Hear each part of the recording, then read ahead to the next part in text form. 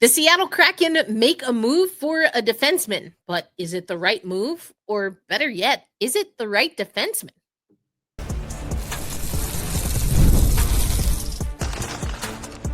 You are Locked On Kraken, your daily podcast on the Seattle Kraken, part of the Locked On Podcast Network, your team every day.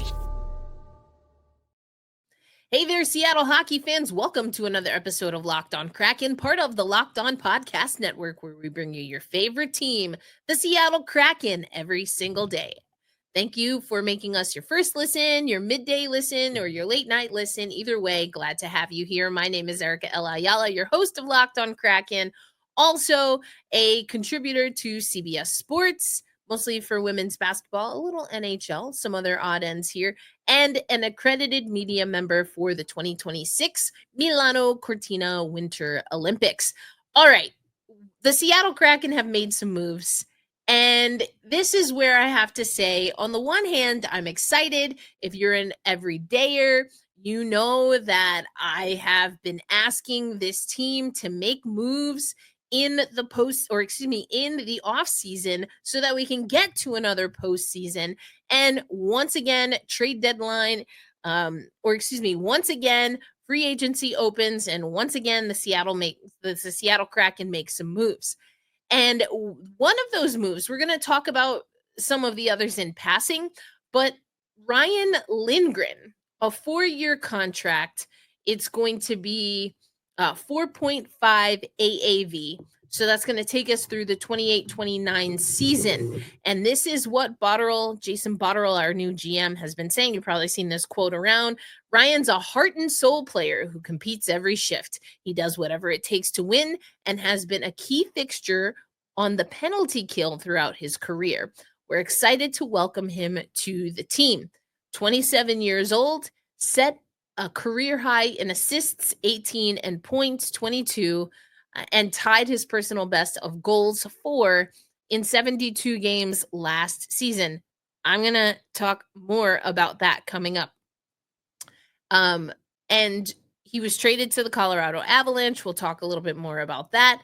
6 foot, 194 pounds. We've seen elsewhere in some analysts saying that he plays bigger than his size. So you know that I've been wanting a pretty size. I want size on our blue line. I want size as far as our defensemen are considered. He played in Hartford in the AHL. He played for the Golden Gophers, University of Minnesota in the NCAA. So, he's been a part of the USA Hockey Development Program. So he's got some experience. He played with Adam Fox a little bit while he was with the New York Rangers. That was before him being traded to the Avalanche at the deadline this season. Why I have questions? Well, 22 points as a personal best. Okay, not terrible. And if we're being honest, we need offense. We need good size on the defensive side. And so, the Seattle Kraken have some players where we're not looking at a lot of goals. Let's, take a look at Adam Larsson. Adam Larsson, 28 points just last season. You look at Vince Dunn, though, he had 39 points. You look at Jamie Alexiak, 17. We had Riker Evans had 25. So he's doing better than Alexiak if we just look at points, and he split those points between two teams. And we need more. We need more than that. I mean, if you look at our defensemen, when it comes to assists alone, let's not even look at goals, although, of course, Brandon Montour, 18 goals. We love that. But defensemen and looking at points from last season, assists, Brandon Montour, 23 assists. Then you have Adam Larsson, 21 assists. Riker Evans, 20 assists.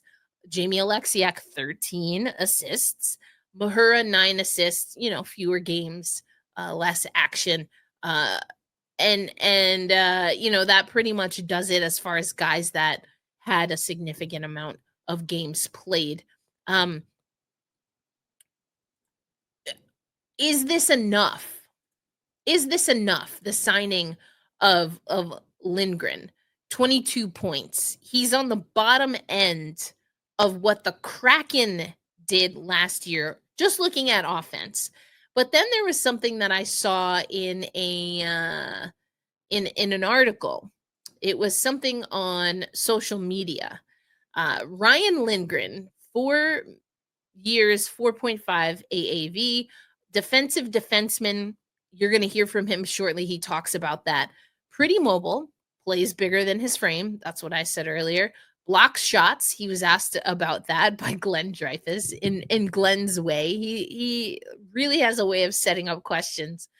Kills penalties, which that was alluded to in the in the press release. Then there's this comment. He also torpedoed Aaron he also torpedoed Adam Fox's numbers and had the worst results on a good Avs team in the regular season and playoffs. So again, do we need a defenseman? Yes. Is this the right defenseman? I'm not so sure. And coming up next, we'll get into why that might be the case. Today's episode of Locked on Kraken brought to you by our friends at Monarch Money. And listen, if you ever wish managing your money felt easier, it can with Monarch Money. Whether you're growing your savings or planning for a big purchase or maybe a big trip like to Italy sometime at the end of January through the end of February, wink, wink, for the Olympics, Monarch puts you in the driver's seat. It's like having your own personal CFO, giving you full visibility and control over your finances. Monarch Money is more than just a budgeting app. It is a complete financial command center. You can track all your accounts, investments, and spending in one place. So in addition to managing your money, you're also building wealth. And I've been using Monarch Money for a little while now as a business owner. And, I've experienced things like QuickBooks and other things. I've worked with people, which I'm very happy to get help with my finances. And those things are not, at least for me, intuitive. And that's why I work with other people to help keep my finances in check and my spending in check. The thing I love about Monarch Money is that even when I'm using some of those other things with, again, people that I work with to help me with my finances, I can track a lot of the same things with Monarch Money. And it's more intuitive for me. I talk a lot about the cash flow, dashboard, things of that nature. So take control of your finances with Monarch Money. Use code LOCKEDONNHL at monarchmoney.com for 50% off your first year. That's monarchmoney.com, code LOCKEDONNHL for half off your first year.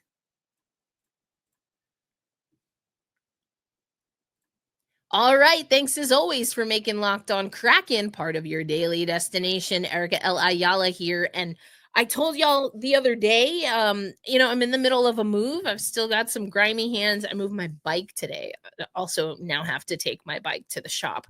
Whole nother story. But anyway, so if you see some grime on my hands, I like to talk with my hands. That's why.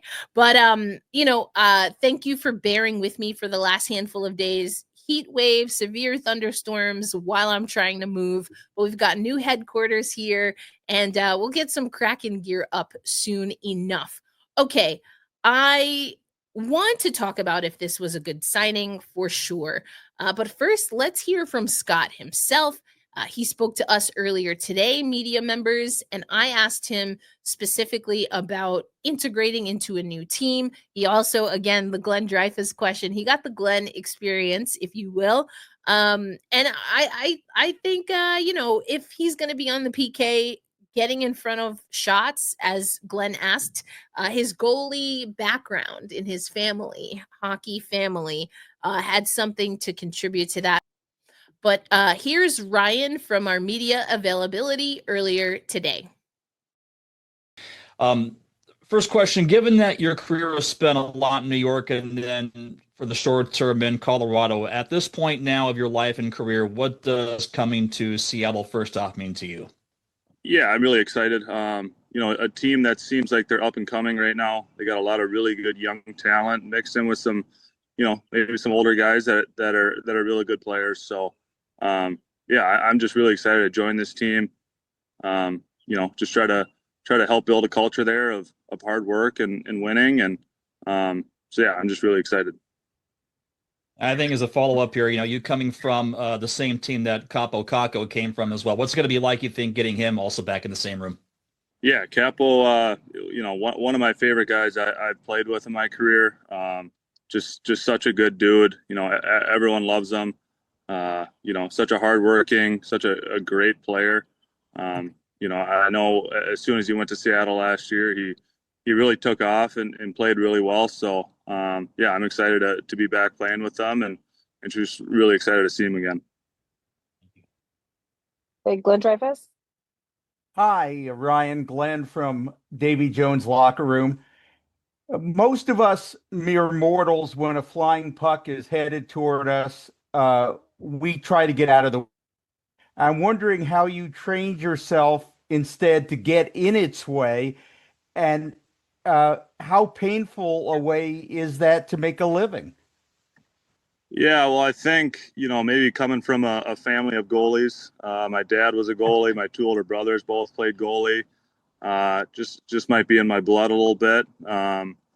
It can be painful at times, but, I think I just try to do anything I can to help the team and, whether that's block or shot or just do whatever. And, I spent a lot of time on the penalty kill over the last couple of years. And, I think that's a big part of it too, is getting your body in front of the lane and, just doing whatever you can to help the goalie.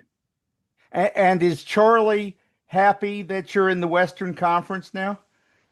Yeah, maybe a little bit. It's always fun when we got to play against each other. It'd usually be about 4 times a year. It was always fun to try to put one by him. I never did, but we'll still play him 2 times. The next couple of years. So there's still a couple opportunities, but I know he's just real happy for me. He's been such a big part, of my life and my hockey career, and he was with me this whole process, and I think he was just really happy for me to end up in Seattle with such a great team. Thank you, Ryan. Thank you. Erica, you're next. Thank you. Hi, this is Erica with Locked On Kraken podcast. Welcome to Seattle. I wanted to ask you a little bit about how you find it most effective when either yourself or teammates are coming into the team. How do you like to get integrated, and what are some of the things that you feel are important when getting to learn new teammates?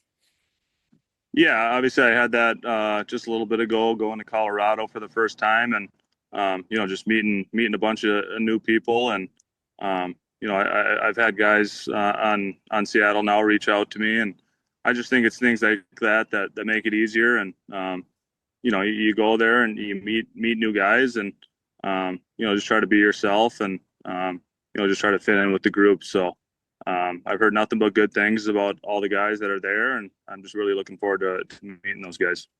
And you talked a little bit about, knowing that this is a team that you think is effectively on the come up and things of that nature. What do you think it is about your style of play that could help a team like Seattle, and how do you hope to be impactful on the ice? Thank you. Yeah, I mean, I think I just, I'm not going to change anything about my game. I just want to go there and compete every night, do the best that I can, and, do what I can to keep the puck out of our own net. And obviously that's my biggest role is being that defensive defenseman, that penalty kill kind of guy. And, just try to do my best job with that and chip in offensively when I can. But, so many great defensemen on that team, so many guys I'm going to be able to learn from and, hopefully help out as well. Okay, Bob, up to you. Hey Ryan, Bob Condor from the Kraken. Welcome to Seattle. We're excited to have you come to town. A couple things. One is, how did you avoid the goaltender position in your family? I tried it when I was really young, probably 5 or 6 years old. I think I let in, probably 10 or 11 goals.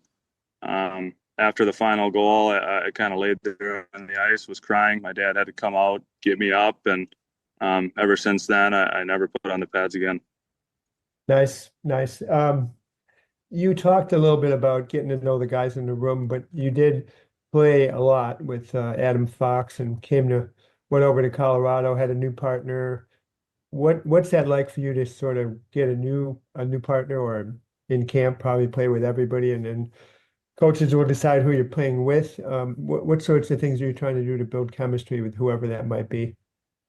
Yeah, I think it's really exciting to have that new opportunity. Like you said, I played with Foxy for a majority of my NHL career, and that was a lot of fun. But now it's time to move on and play with someone new. And like you said, I think it starts right in training camp. Everyone kind of seems like they play with everyone throughout camp, and yeah, you just try to build chemistry. You try to see what works with guys, and just gotta try to figure it out, whether it's in the practice or the games. But yeah, like I said, I'm just really excited for that opportunity. A question for you is this last year, you spent so much time and so much of your career with one team, with the Rangers, and then you moved to Colorado. Now you're moving again to Seattle. I mean, just how much of a whirlwind has this last year been for you personally? And what have you kind of gone through and learned from it? Yeah, it definitely has been. Yeah, I spent the last 6 years in one spot, and then you wake up one morning, go to the rink, and find out you're moving to another team, and I think a lot of emotions go through that. Obviously at first you're very sad to leave that team, but you go to another team and realize just meeting everyone, and when you start playing games, it's a blast, and it was a lot of fun to do that in Colorado and have a good team, and now finding out that I get to go to Seattle and kind of start that journey all over again, where you meet a bunch of great new people, and kind of start fresh. So yeah, I'm really looking forward to it. Thinking back to last year, what do you think went well for you? What do you think didn't? And how do you feel you are physically at this point coming here to Seattle? Physically, no issues there. What went well last year? I think as any season goes, it's a roller coaster.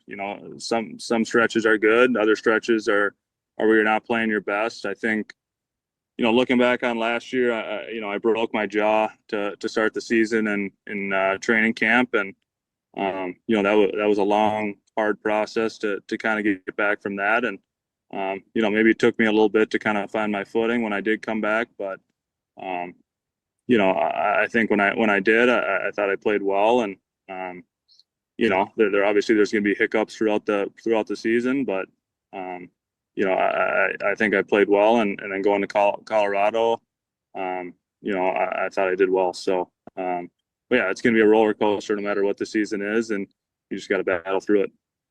And you got to play a Lane Lambert coach team several times there when he was with the Islanders. What kind of stands out to you about his style of coaching and the teams that you faced when he was on the bench across from you guys? Yeah, really good teams. When we played those Islander games, they were hard fought, and they're always hard to play against, and so I'm really excited to play for him, and talking to him yesterday, it was a really good conversation, and just excited to get it going. Obviously, defense is a hallmark of your game, but your penalty kill with New York was also able to be really aggressive and be impactful offensively. I just wanted to hear your thoughts on how, as a four-man unit, you guys were able to accomplish that. Yeah, I think that's exactly it. You got to be a four-man unit out there. You got to have people knowing their responsibilities, working in tandem when there is a loose puck, and knowing where your support is. And yeah, we had a really good penalty kill in New York. We did a good job with that. We had a lot of selfless players that were able to do what it took to keep the puck out of the net. And, it's something I'm really hoping to help with in Seattle. And I'm sure you heard this from Lane and also from Jason, but obviously the Kraken want to be more effective defensively net front. You talked about this a little bit already, but just explain the mindset that goes into protecting that dangerous area of the ice. Yeah, it's tough. I mean, that's where goal for, the forwards are doing anything they can to get there. And, there's a lot of big, strong bodies out there that, it's hard to keep them out of the net front, but, you got to battle and do whatever you can and tie up sticks. And like I said, it's such a big area of the game. And yeah, it's important to be hard and strong in front of your net.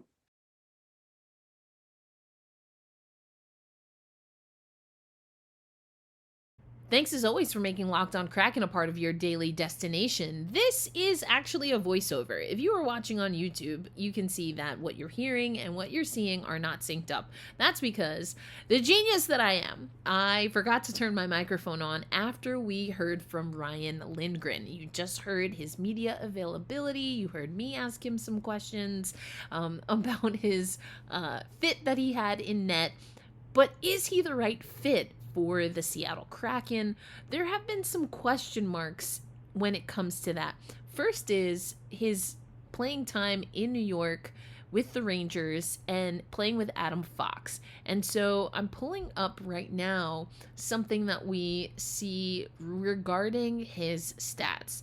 And there's a bunch of red on here with Ryan Lindgren, and there has been a decline in his overall performance. You see projected WAR percentage 0%. He's a second pair defenseman, and these charts, if you're watching on YouTube, you can see they're going down. And I'm not big on data analysis, but I mean, that's not good. PK 32%, finishing 23%, competition 55%. We like that, and that's what we've heard, that he's gonna go out, he's gonna play for you. 68% on the teammates. This is coming from JFresh Hockey. It's a graphic here. 3-year weighted average data percentile ranking among defensemen. Penalties are up there. That's been talked about when it comes to Lindgren. First assist 35%, goals 35%. The goals is something, again, that I broke down on this episode, I think, though I was muted. But if you look at his goals, not the greatest. Nothing that is standing out. I mean, 4 goals in a season, we want to see more, and we need more. And so, yes, penalty kills, blocking shots. Is that enough, though?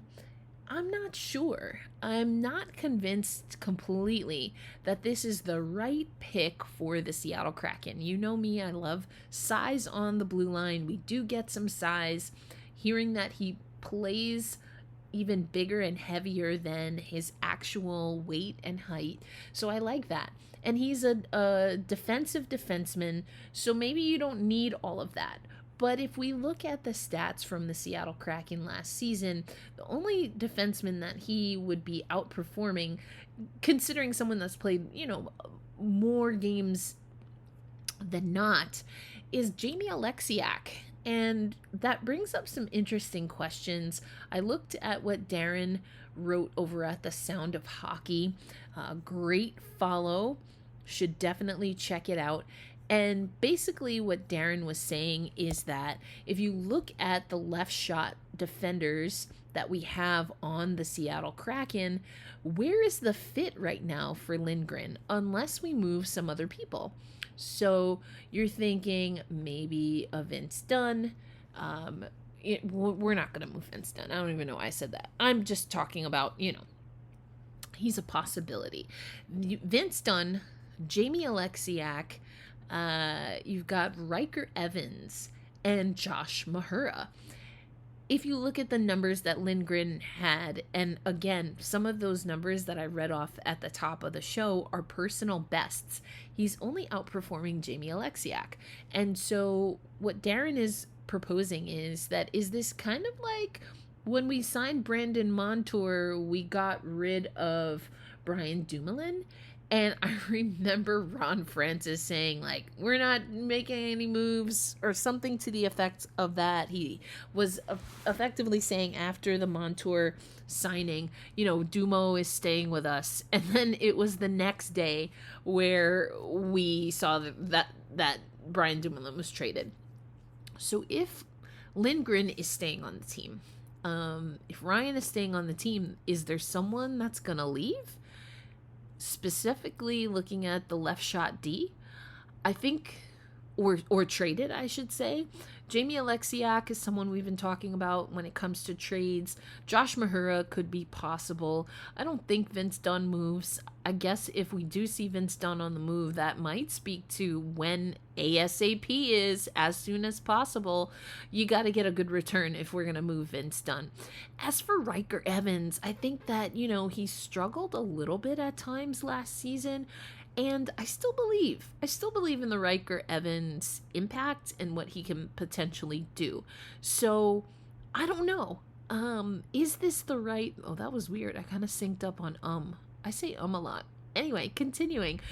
You know, is this the right move for the Seattle Kraken?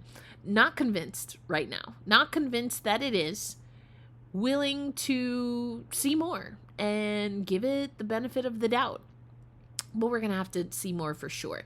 Speaking of more, and we're not going to get into this too much on today's episode, but the Seattle Kraken have been making some moves. Seattle Kraken agreed to terms with goaltender Matt Murray on a 1-year contract. 31-year-old netminder has fashioned a 147, 87, and 24 record in 274 career appearances. Quote, Matt's a veteran goalie with a proven track record of winning, said Jason Botterill. He's a 2-time Cup champion who gives us depth in goal. We're excited to have him join our team. All right, so we've got Joey Daccord, no buyout for Philip Grubauer, and now we have Matt Murray. It's giving Martin Jones vibes. I was so grateful, as we all should be, Kraken fans, that we picked up Martin Jones. Chris Driedger went down. We also had some injuries to Philip Grubauer that year. Joey Dax wasn't with us yet. And thank goodness for Martin Jones. But you're not gonna, you don't dress 3 goaltenders. So what does this move mean? What's going on? Is there an injury that we don't know about? I'm very curious. I'm very curious how we think this is gonna play out.